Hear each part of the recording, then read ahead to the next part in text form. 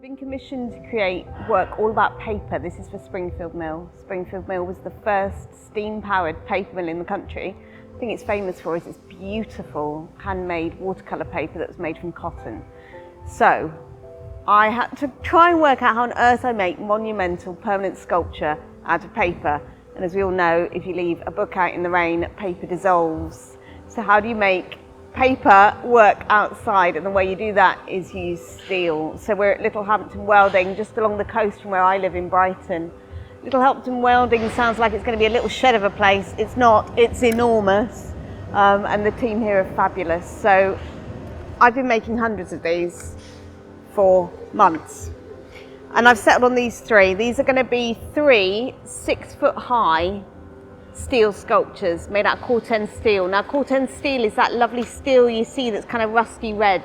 We've chosen rusty red because of all that brick in that area, so it's going to look really beautiful. It's very easy for me to squash paper into these shapes. It's really hard to squash steel into these shapes. That's why I'm here. That's why we're using all their brilliant equipment. So the one we're working on today in particular is this one. This is the hardest one. We don't have a big giant who can do that with steel, so the guys are doing a great job heating it and then pressing it with all these fold shapes.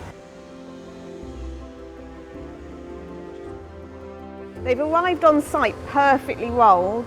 The job is how on earth we make them into these shapes. It's quite the job.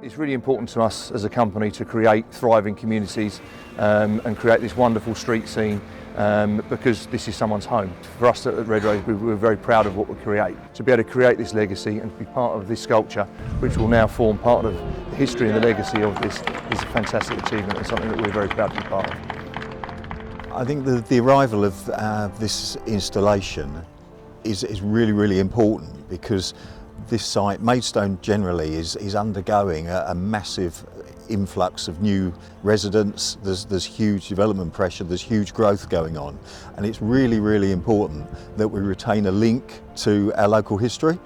So Kerry, how does it feel to have these here? Exciting.